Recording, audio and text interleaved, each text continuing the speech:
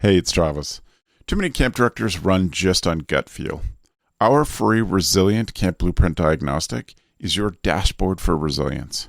Take it today at camp.mba/Travis. Again, that's camp.mba/Travis. What should every camp pro be on the lookout for this summer, and really any summer, as things are changing in the world? This is CampHacker.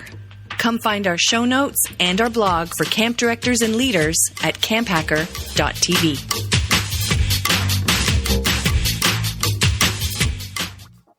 This episode of the CampHacker podcast is brought to you by UltraCamp. Wouldn't it be refreshing if your registration software gave you more time? With UltraCamp, you can track attendance, manage staff applications, streamline registration, and much more. Get back the time you need to focus on what's really important, camp. Find out more at summercampsoftware.com/camphacker.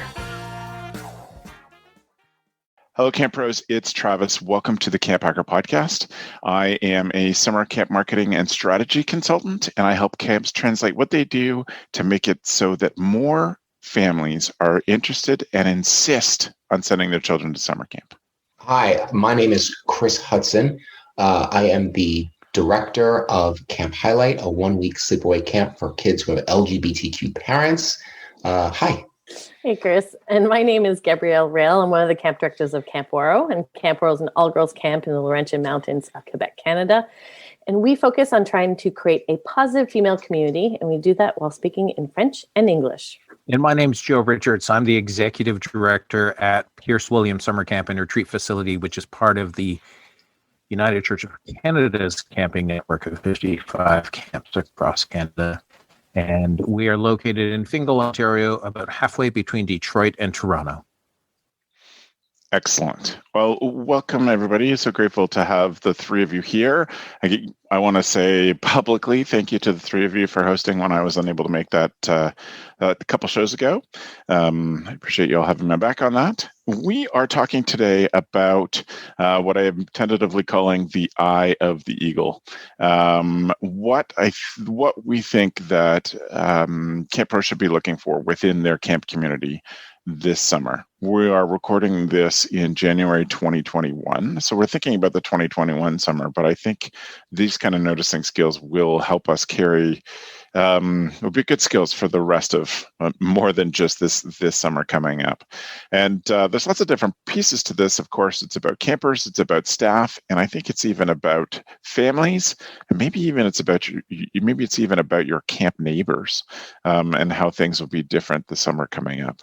So to start us off, I wonder, Chris, if you've been thinking about what you're anticipating, definitely with your social work background, I know that you have a head for this kind of thing. What sort of stuff are you anticipating in your camp community this summer? Widespread anxiety. We laugh, but the one thing that I'm really thinking about how to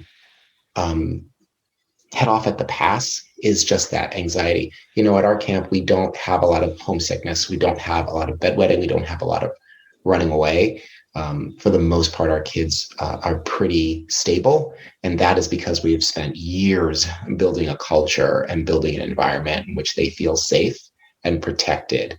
And if there's one thing that we can say about 2020 is that most people all over the world felt neither safe nor protected. And, you know, the bubble that we create won't be free. The bubble that we've created in the past won't be free from that anxiety. The kids will be bringing it with them. Now, it's we're recording this now mid-January. And by the time camp rolls around, depending on what, me being in America, depending on what the states do, then it's possible that the majority of people might be vaccinated by then. Nevertheless, even if that is the case, let's say that all 50 states get it together, vaccinate everybody by, say, June 1. Even still, I think the kids are going to be coming in with a sizable amount of anxiety. There's going to be a lot of things that we might ask them to do that they just haven't done before. Right. I'd strike that. Not done before, but done recently. In a long time. Like get in a line or, sit down at a table with people, someone sitting right next to you, or, playing volleyball, all of you touching the same ball over and over and over again. There's a lot of things that are going to feel awkward to them. And we're going to ask them, again, I'm talking the best case scenario. If like I said, if most kids and staff can be vaccinated, we're going to be asking them to push themselves. And listen, it'd be different if camps are going to be held in December of next year. But we're still within this cloud of uncertainty that is going to be summer of 2021. So that's the number one thing. I have a couple of things, but that's the number one thing. That's, I think, anxiety. Absolutely. We're going to see a lot of that unchecked. Chris, I wonder if I can just ask you to follow that up. Within kids, how does anxiety present itself? I know we don't know how it will present itself, but what are the sort of things that will be signs? People write entire books on this. It can, I always think of it like from weepiness to flipping tables. Okay. You know what I mean? Like whenever it's funny, whatever behavior children present, it's like, oh, well, they're anxious or sad. That seems to be like the adults too. We do that too, right? Like, oh, they're anxious or sad. And so, but if you drill down into that a little bit, one, how does it present itself? The tip that I could give people, actually, no, you can't even give that tip because the other thing is a lot of us haven't seen our kids. By the time we see them, it'll be 2 years. Yeah. 2 years since we've seen our kids. I was going to say, just if their behavior is markedly different than what you remember, but God willing, their behavior will be markedly different. They're 2 years older. They're older. Yeah. Yeah. And for our 8-year-olds, that's 25% more life lived. That's extreme. So, I think people are going to see, I think there's going to be a lot of homesickness. I think there's going to be a lot of not eating. Yeah. I think there's going to be bedwetting. And I think there's going to be, I'm not looking forward to this. The thing that makes me most anxious as a camp director, I think kids running away. Like, honestly, like running away from group and being out of place and trying to find some isolation. Right. Especially some of our kids who are neuroatypical and they haven't been around crowds in a while. And that's just the way that they like it. And now they're back in this situation. And, I can spin off a million different examples. But I think now that I'm talking it through, the real challenge, I think, for us is going to be to answer the question, what is baseline for our campers? Right. We don't know them. Mm-hmm. We don't know them this year. Mm-hmm. Yeah. Chris, how do we deal with the anxiety that the parents are going to have about sending their kids to camp? Right? Like, we need to be on the look for anxiety and triggers in kids that we haven't seen for 2 years, even if they're normal campers or normal staff or returning staff members. Yeah. But what we're noticing in registration is our numbers are much lower than they've ever been because in Ontario, the rate has increased dramatically in the past month and a half, the rate of infection per day. And so I just wonder how will the anxiety of parents present in kids? And nobody can know that, but let's be real, right? Parents are anxious around sending their kids to camp, period.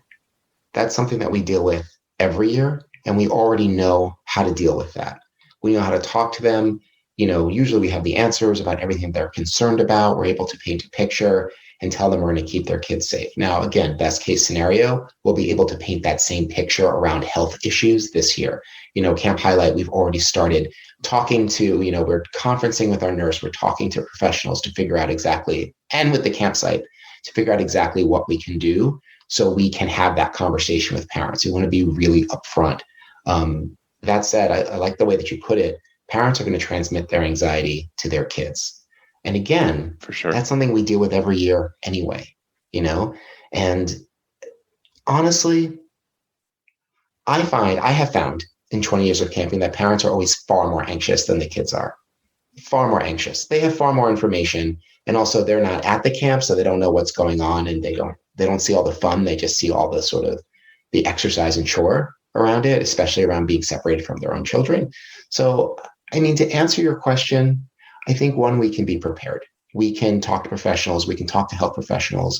We can figure out what's going to work for our site and advertise that to the parents and be like, look, we are thinking about this. This is what we have in place. This makes sense for where we are, wherever we're going to be in that moment. Like, this is what we are doing. So we're being very proactive. And at the same time, just using the same skills that camp directors have been relying on for years to assuage parents and calm them down as they're dropping their kids off. At the end of the day, your kid's going to be fine. And if they're not fine, they're going to be fine because we're going to take care of them. That I don't think that song and dance has changed.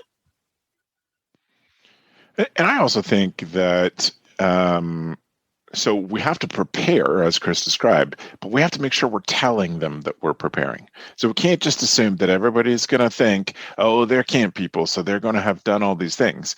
Everybody who's listening knows that at some point in their life, once they became a camp director, someone said, so what is it like being a camp counselor? And you're like, I'm not.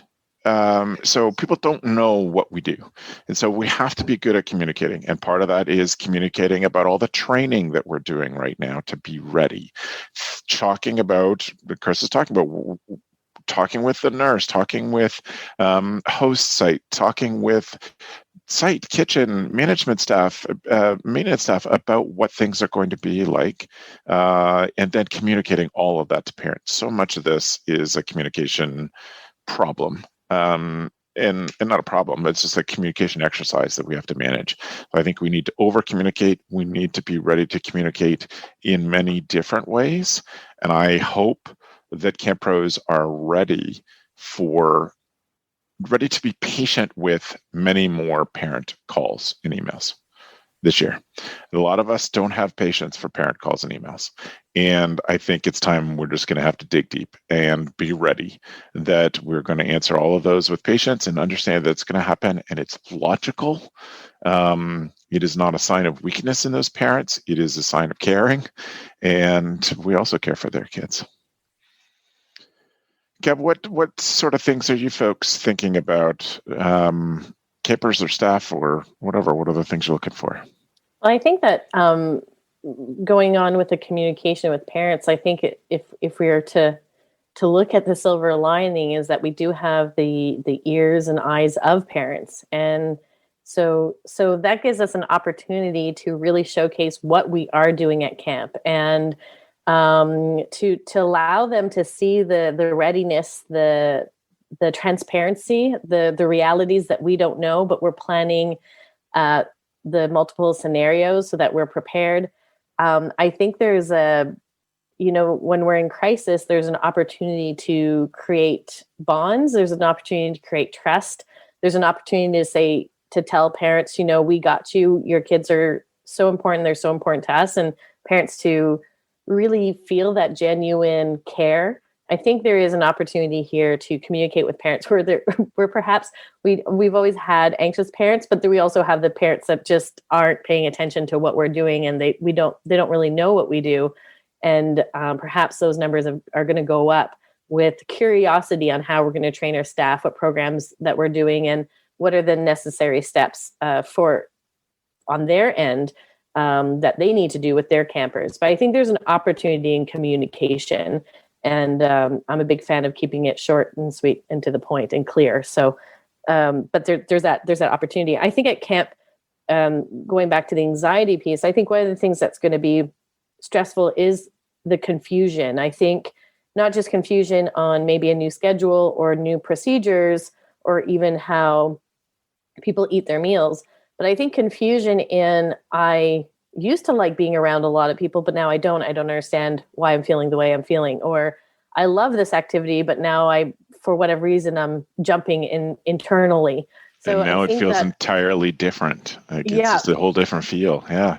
Yeah. And sorry, I interrupted. Keep going. No, it's fine. For me, I think that, when you're working with staff members and campers, a lot of the time there's those feelings as Chris was talking, anger or sadness, and they manifest in so many different ways. But I think there's going to be, sometimes it's easy. I miss home, or I don't like this person in my cabin. I think for a lot of people, including our staff members, they're going to be confused by the feelings that they're experiencing. And I was watching I can't remember what I was watching exactly, but two people, met up and they hugged, and I was like, you can't hug. And I'm jumping and watching it from screen, and I'm like, oh yes, this is a movie. This is normal. But I had this internal jump saying like, whoa, don't do that. And that really made me think about our kids this summer. And I think that these are the type of things that where camp directors can really take off their camp director hat and say to their staff, you know, what do we need to do to feel okay at the end of the day? What would be helpful? What do we need to do at the beginning of the day to start it off right? How can we create a space of kindness and understanding towards each other? Because, you know, for a lot of camps, this was a gap year. So those 17-year-olds that were JCs 2 years ago or might be activity heads now. That blows their mind. You're going to have 17 and 18-year-olds that have never been staff members. So you'll have whole sections that are completely new people. So how do we create that community and culture of sort of understanding that we're all trying together, being vulnerable, but then also being kind when people react or don't know what they're doing, and opening that conversation to your staff members and you being transparent about you're not exactly sure how, but let's try to figure this out as we go. You know, let's talk about it first and implement it and see if this is helpful. Yeah, that's perfect. Joe, what sort of stuff are you thinking about? I think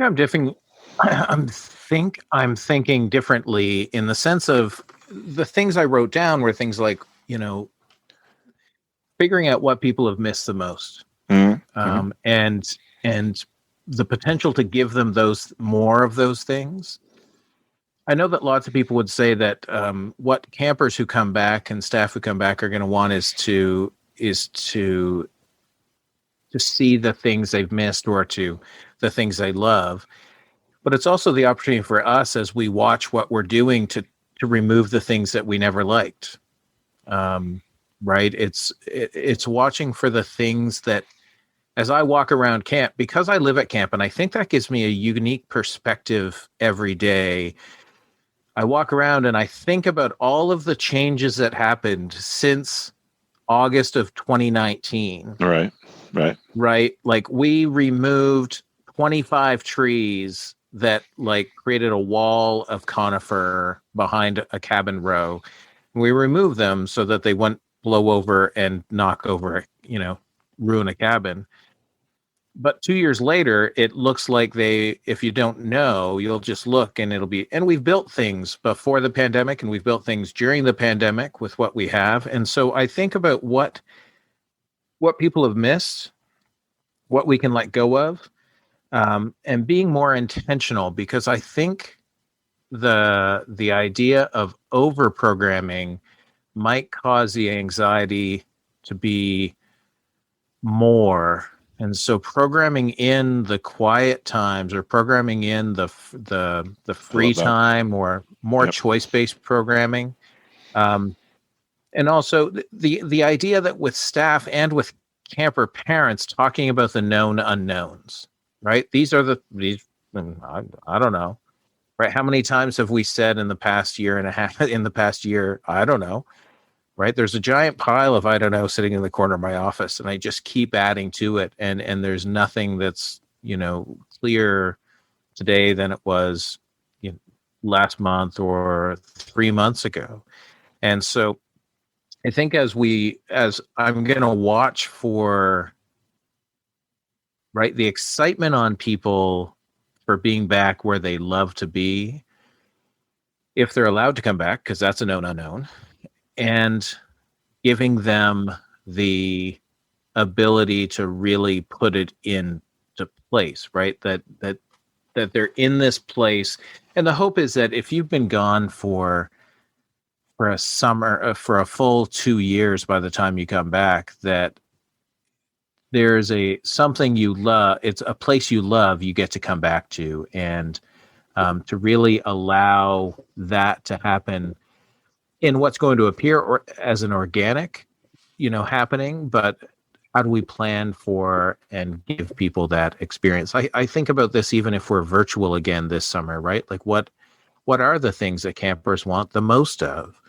And now is the time to do those surveys and ask the camper parents to say, what do you miss? And if we're not allowed to be in person, how do we give your campers the best of camp and what you deem the best of camp for them?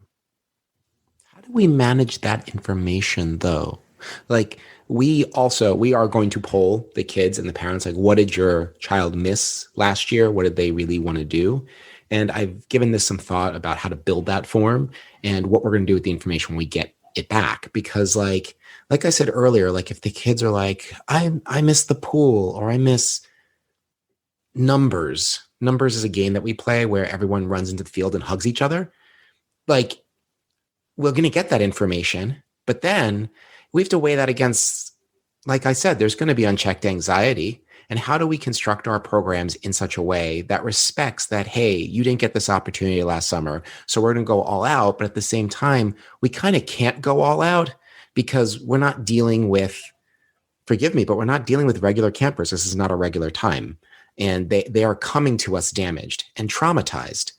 I mean, think about our own lives, like how our own lives have changed. And I'll share with you all and everyone listening, but like when it started, I was like, great, I get to stay home. I'm on my couch, I got my Xbox, great.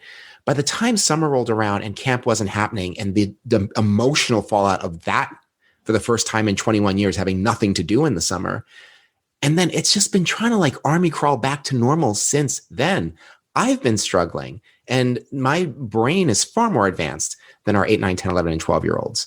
Like they are just beginning to piece themselves back together. So I guess, Joe, what you got me thinking about is like, how do we build the program to take that into account without making it a therapy camp? Because nobody wants to go to therapy camp, unless you do go to therapy camp. If you are out there and listening and you run a therapy camp, I love you and your efforts. But if you don't run a therapy camp, I'm not recommending you turn it into one. But how can we be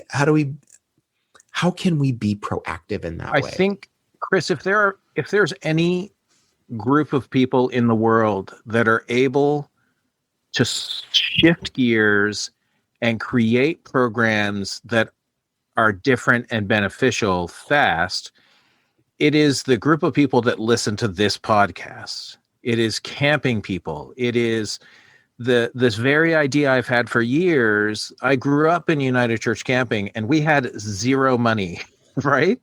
And then I went to private camping, where they seem to have endless amounts of money at a couple of camps that I worked at. And the reality is I would take the staff from the camp I grew up at any day of the week, because they could make stuff happen with zero cash and just with imagination. And so the idea would be that if you take a program like Numbers, you have months to figure out, if it's in person, what's different about it, but the same. Because saying that they miss a thing doesn't mean they miss that exact thing. It means that they could miss the feeling of that thing, or the camaraderie of that thing. And how do we give them that differently without saying, this is therapy for you to feel less anxious about doing this activity? And I think that we're well set up to as camp people, we should be well set up to create those programs, either individually or as a group discussion. Because I think that the importance is so there's a program that we do at Pierce Williams on and off. It's not every year, but it's the Camper Dream program. And essentially campers on day one, and they're only at camp for 5 days, they write down like their biggest wish. And then we give it to some staff and see if they can make those wishes come true. And some of those wishes are, I want to go hunting for unicorns. And our staff figure out how to take that camper hunting for unicorns. Wait. And your kids want to hunt unicorns? Hunt them. Well, a hunt is in like potentially like Easter egg hunt. You don't shoot the Easter eggs, Chris. You just visually find them and give them a hug. I'm trying to help you out. So you clarify for the audience. It's the huggy hunt. It's the hunt hug. And so it's the idea that if you can make an elven dinner at your camp out of nothing, then we can adjust to a new type of programming and a new reality. And who knows how long this reality is going to be in place, right? Like because in 2022, are we going to be allowed to play numbers where we hug each other? And in 2023, right? Or do we think that this pandemic has changed people for a longer term? And the answer, as I mentioned, goes into a giant pile of I don't know sitting over in the corner, because it's a known unknown. I don't know, but it's one of those things that we'll have to be watching for. Like that's sure. Worth saying to ourselves, this is the sort of thing that we need to look for going forward. That this may take longer. Certainly, it definitely will take longer than we want. It may take longer than we anticipate to get to the vision of camp that most of us watching and listening are used to. Yeah. And I also wonder, go ahead, Gab. I was just going to say, and not to undervalue the power of validation, validating feelings. And that's not at all, therapy camp. That's just acknowledging, what we're going through is tough. And, and I know there's a whole scientific reasoning behind that, but when you're able to express that things suck and somebody else agrees and says, yeah, this does suck, there's some sort of weight that is lifted. And if it's not lifted, then that's, what camp people do. We have a little bit of a further conversation. But I think it's setting up your staff members for success from the beginning to say that things aren't going to be the same. And how do we manage campers' expectations, and to lead them in saying, let's not sugarcoat something that can't be sugarcoated. Let's be transparent about it and validate that this isn't exactly the same. But what's the ultimate goal? Is that we're here together, and not dismiss those feelings, but just validating them. A lot of the times that's what's needed. And that's like 101 with the campers that are home lonely or homesick, that are missing home. We don't say, oh, it's going to be fine tomorrow. You don't say that to a kid. They don't trust you. When you say things like that, you say, yeah, it's hard. And even for me, sometimes I do miss home too. It's one of the first things you do. So I think we have to not try to put on a sparkly face, and we can put on the sparkly faces, but we can also say, yeah, this isn't what we expected, and it's okay. Do you remember why you got into camp in the first place? Sometimes all the busy work associated with running a summer camp keeps us from seeing why we're there. UltraCamp helps you get back to what you love and why you are at camp. So what does this mean? UltraCamp means powerful tools. With UltraCamp, you can automate your billing for your camp clients. You can simplify your registration process and even manage your hiring process with integrated background checks right in the database software. Communicating with your customers and donors becomes much easier because you have the information right at your fingertips, all in one place. Just for CampHacker listeners, for a limited time, you can get free setup of a new UltraCamp account. If you think this all sounds too good to be true, they'd love to talk with you. They'd love to show you a future where you can finally have the time to get back to what's really important, growing and developing people at summer camp. So visit their website at summercampsoftware.com/CampHacker and set up a time to chat. They look forward to meeting you. One thing that I'm trying to anticipate or think about or consider stuff that's non-obvious to camp people, like, we're camp people, like we are going to be watching our children and putting ourselves on the line for our campers. And I'm trying to think about some of the stuff that won't be obvious to me. And I wonder about, and this is a big shift in a different direction, but I wonder if I could challenge each of you to think about some of those things that would be outside of the care about kids in camp and do that. And to open that up, I wonder about things like for those who have remote sites. So you are on a lake or out in the woods and stuff, and your neighbors haven't had camp people there for 2 years. Is it going to be hard for neighbors? I know here in Ontario, there has been a big trend to people moving out of the city and moving to There are cottages or country houses or whatever they're called in your region. Some Northern Ontario, those cottages are called camps, which is extra confusing. But I wonder if some of those folks are going to be surprised to be reminded that they bought a place beside a summer camp, in what that entails. The good part of that, which is hopefully some nice singing in the evenings or after meals, but also that you sometimes have 100 kids who are 7 years old who have that piercing scream that happens when kids are excited, the one that just gets you right in the eye. There might be some of that stuff. And you don't know if they're having fun or they're being killed. Murdered, yeah. Dying, yes. It's camp people who have learned to develop that skill. This is, it's the fun one. Okay. Yes. I'm still never sure. I always stop, I cock my ear and I listen and I go, well. It ends in laughter. Could be not dying. Yeah. Could be.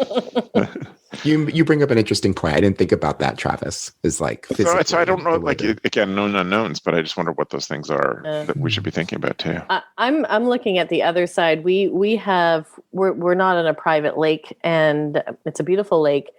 And however, our lake is in between two municipalities, and so the wealthier, richer, bougie municipality lets all the boats in, and then because we're at the end of the lake and there's a sandbar, that's where the pontoons hang out.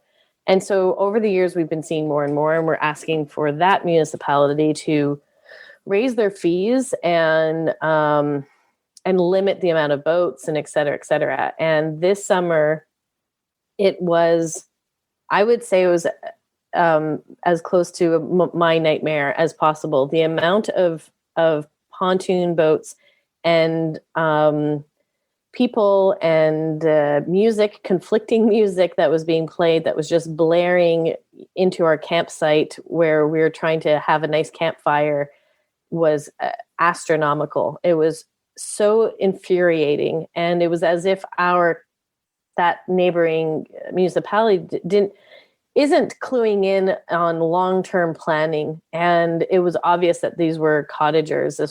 This was, and not long-term cottagers. They're sort of like a weekend warrior, and people being absolutely ridiculous.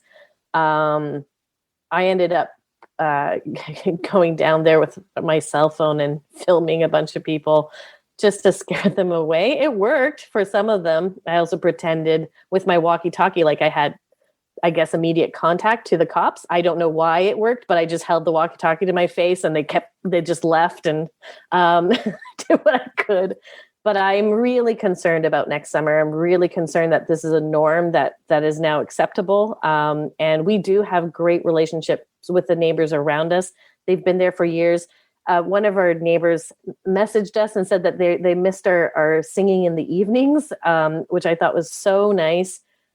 But on the other side, everybody going to the country, and the disrespect that sometimes people have when they do travel, it was very evident this summer. And I actually had nightmares and even a panic attack this summer because of it. I couldn't go down to the waterfront.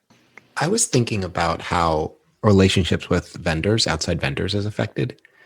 I was just sitting here thinking about this. Like, we rely on a network of people who either like taxi service, delivery service, food service and delivery. There's a lot of people that we rely on that I just realized that, it being January, I should really check in with these people to make sure, one, they're still in business, because it's been hard for everyone. And if they're not, like, coming up with a plan for that, luckily / unfortunately, Amazon will always be in business, so our supplies will come through. But other than that, I'm thinking that we do rely on a lot of people in the community. And I just don't know if they're still there. That's smart. That's really smart. Interesting. Yeah. It's funny. I did the same thing. We were looking for some welding or some metal products. And I was like, I haven't talked to our welder like in months, because we haven't had the need. When nobody's using the site, you don't tend to break the site, right? So but he got back to me, and custom shelves in less than a week, custom shelf brackets in less than a week. Yes. So he's still around. But I think those are both important points. Our local community actually did like a fundraiser for us. And I think that there's that part of it. But I do wonder when I see airlines canceling flights to specific places. Yeah. That's a huge challenge because it represents, right, as people pull back, as businesses pull back, their ability to do things, then who are we? We're a small facility that didn't use them for so long. So it's yeah. I think there's so many things that we simply don't know, right? Once you start thinking about how this has affected everybody, because by us not ordering, right? How's your food supplier? How is your, right. Yep.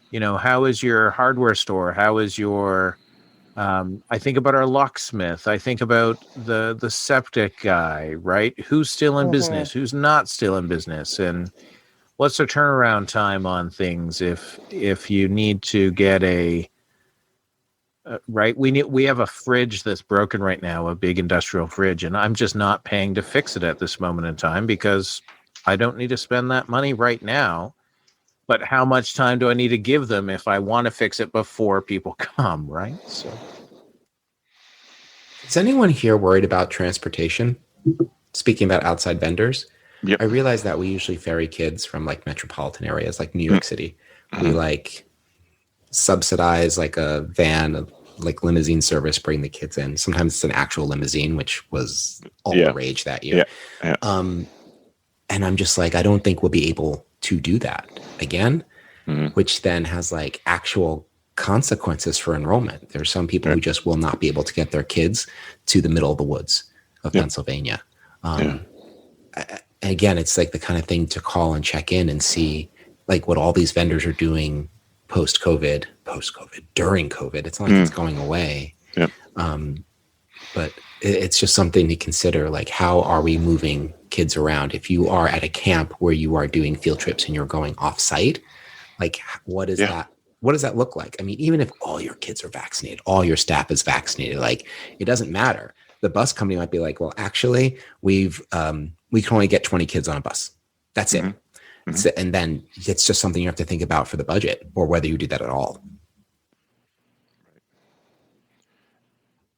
And it seems likely, just to follow up on what you're saying, Chris, it seems very likely that kids are not going to be, that it's maybe probable that our staff will be vaccinated. And I know that different camp associations are lobbying to make sure that camp staff are included and can get things, but kids aren't likely to be vaccinated by the summer.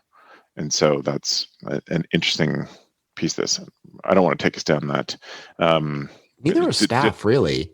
Like, you think about who our staff are. Yeah, young and able. I mean, again, it depends which country you live in and then like what state or province you live in. I don't know about the provinces of Canada, but the states, it's all different fiefdoms over here. They're doing different things. Yeah. So like, as far as New York, where I live, is concerned, it's quite possible that the general population won't begin to see vaccinations until June, July.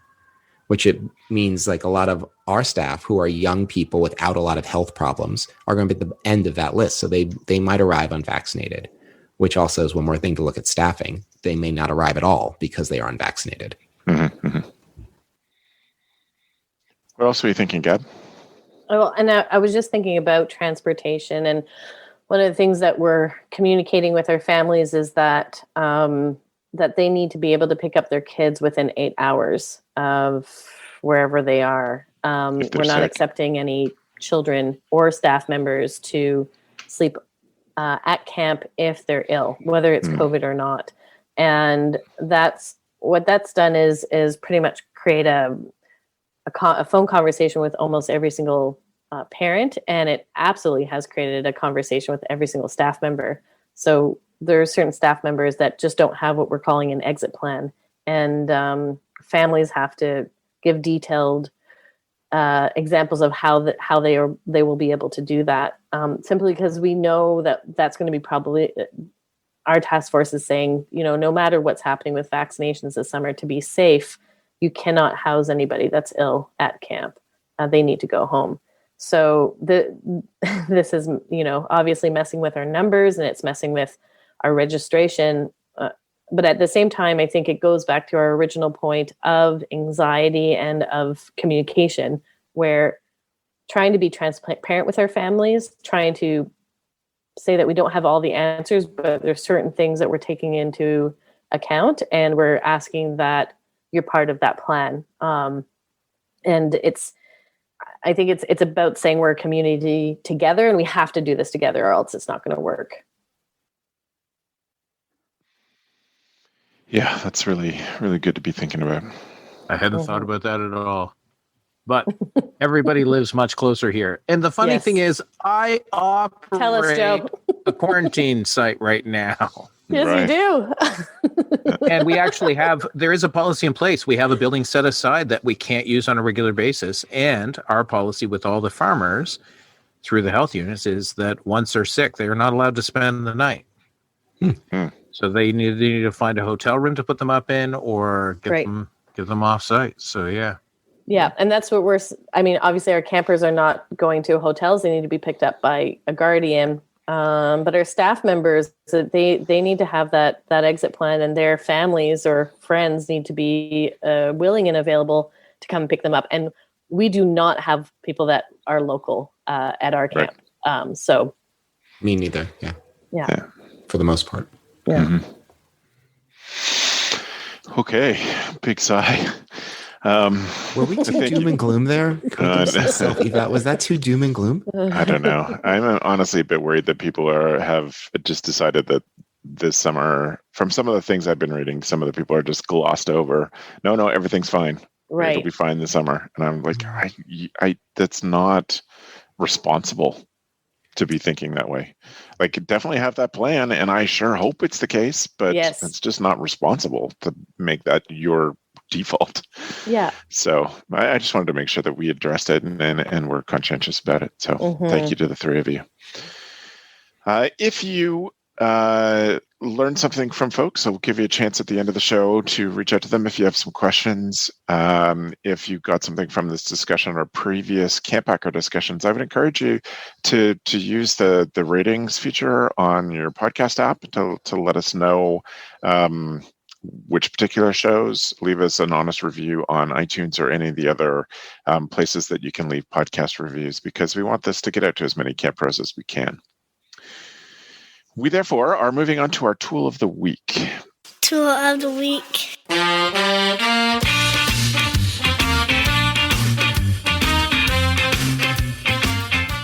If you were drawn in by our clever topic, and this is the first time you're listening to the CampHacker show, we ask each panelist to come with one tool that makes them a better camp director. And that is our tool of the week section. So, Joe, what is your tool of the week this week? My tool of the week this week is a book called The Big Book of Maker Skills. And it is by Chris Hackett and the editors of Popular Science. I took it to my lake house over the holidays and read it. I've owned it for a number of years. I bought it on sale in a bargain bin at a bookstore. But for somebody who's just getting started with no knowledge of wrenches or circuits or electricity or how to build or cut something, they have a welding section, they have an LED section. It is just a fascinating way to think about the world, and gives you some really basic things that are really relevant for everything that happens at camp. Be it a physical camp, an overnight camp, or be it a day camp, there are things in this book for everybody. I have a price on it of $10. I don't know what it actually costs right now, but it's brilliant, and I would encourage other people to keep sort of resources like that in your library. Yep. And if you want to find these things, as usual, you go to camphacker.tv/podcast and you can find the show notes there with a link. This is episode 140. And so if you want to find it, stuff like this book or everybody else's tools, then go to camphacker.tv/podcast. Chris. So, class, I was unprepared. So There would have been no reason you couldn't have known. No one would have known. But, if there's one thing we do on this Who's podcast, going to know? We tell the truth. Who's going to know? Nobody's going to know. The truth is I was unprepared. So I'm going to recommend one of my favorite books, which is off-camp topic, but I highly recommend this. It will change the way you think of anything. The book is called Amusing Ourselves to Death by Neil Postman. And Postman, he was an educator and a writer here in New York. And what he was positing was that, hey, the news looks more and more like entertainment as time goes on. How is it that, you think about Charles Dickens in his time was as famous as the Kardashians are now, but he was a writer, and I'm not even sure what they do. He goes on to say, just like we have dumbed down and streamlined so many extremely important aspects of our lives. Presidential debates in America used to take all day, and citizens used to go home, take a nap and eat, come back and listen to more debates. Nowadays, you have 30 seconds to respond to someone's 1 minute screed. The whole point is that by reading this book, which is 20, 25, 30 years old, you get an idea, you can see how we ended up in the situation that we are in today. It's been something that the world has been moving towards for a very long time. It's a super quick read. It's very easy. He's a really engaging writer. And yeah, please read it and then write me and tell me what you thought about it, because it is my favorite book and I can talk about it all day long. Cool. So that's it. Amusing Ourselves to Death. Brilliant. I think it's a great choice. Gab, why don't you go next and I'll go last? Well, Chris, for somebody that did not prepare, huzzah, well done. For me, I have two mics and they're smartphone mics. I'll start for my Android friends. There's the Shure mic for Android that you can put on your smartphone and just enhance the sound quality and recording quality of your voice. And there's also the Rode Video Micro for Apple phones. And the reason why I'm bringing this forward is that, as we mentioned at the beginning of our podcast today, communication is going to be really important for families. And just talking head videos, holding up your cell phone, a mic is going to make all the difference. And these are two suggested mics that plug right into your phone. But of course, you can get a lavalier mic that clips onto your shirt. There's a whole bunch of mics that are out there, and whichever one fits for you, I think, is what's most important. But a lot of the times when we do videos, we overlook the importance of sound, and sound really makes a difference from people feeling like it's professional, and also clicking. People would rather listen to something that's clear and nice than something that visually doesn't look great. So invest in a microphone if you're going to be doing some videos, and videos don't have to be super polished. They can just be these 30-second, 1 minute videos, but adding a little mic will give you confidence and also will be nicer for your listeners. Yep, they can be all that as long as people can hear them well. Yep. I agree. It's good. I have. I'm presenting safety glasses as my my tool of the week. Did something happen recently? That's why. I learned about these as a tool recently and bought some.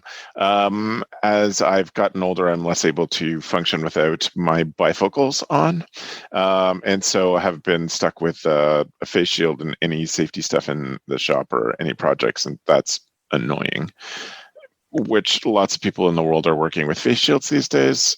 I feel a lot of empathy to them. I found these. You can get them. Amazon Basics makes a set, but they are a copy of a DeWalt set. So at the moment, Amazon.com is selling the DeWalt goggles, safety goggles, cheaper than their own brand. I don't know, Amazon math, man, it freaks me out. These will slide over my glasses, and they don't fog up, and they're safe and comfortable, and they're great. So again, go to camphacker.tv/podcast to look for the show notes for show 140 to see the link to these if you're not watching this on YouTube.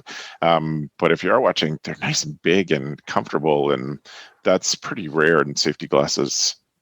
It used to be a lot more rare. It's a little better these days, but they're quite nice. So there you go. Can I just tack please. on something to ski goggles, safety glasses? Yeah. They're great in a snowstorm. Just FYI. There you go. Yep, I have definitely used these while blowing snow this year because I haven't been able to wear. I used to wear ski goggles when I blew snow. I'm wearing these. So thank you. That's great. Love that. Okay, so thank you to the three of you for being here. Thank you for your contributions today. Chris, if people have some follow-up, how do they get in touch with you? Sure. Couldn't be easier. You can write me, chris@camphighlight.com.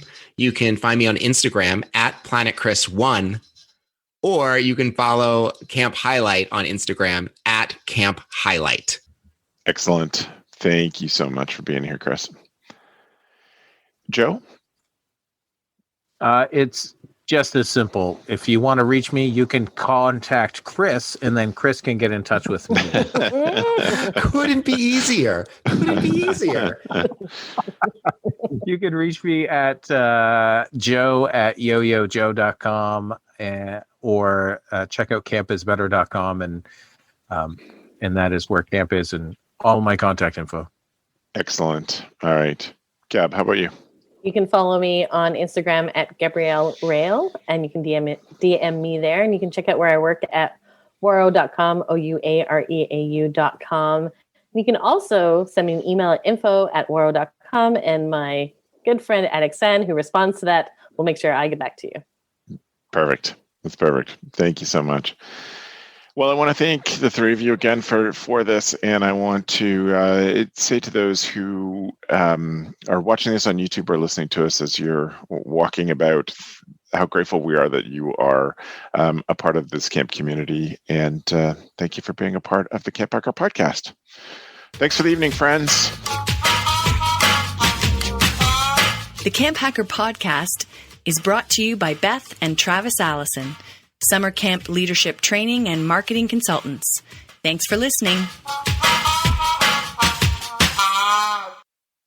CampHacker, bringing your world into focus. Hey Camp Bros, we love that our industry is built on sharing. In order to foster that spirit, we hope that whenever you share an idea that you learned from the CampHacker podcast, conference, summer camp professionals group, or wherever else, that you're quick to give credit where credit is due. That way, we can all encourage more camp pros to share the tips and tricks that will make camp better. Hey, it's Travis. Camp directors often tell me they're just too tired to take on anything new. That's exactly why my free Resilient Camp Blueprint Diagnostic exists. It doesn't add work, it shows you progress. Quick, free, repeatable, you'll know if your systems are paying off without the guesswork. Try it today at camp.mba/Travis. That's camp.mba/Travis.